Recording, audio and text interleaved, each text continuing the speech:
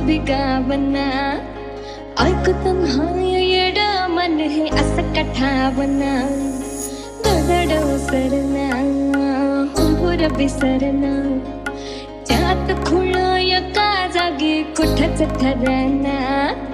जागत राहतो एकट गाता सपन बघत हे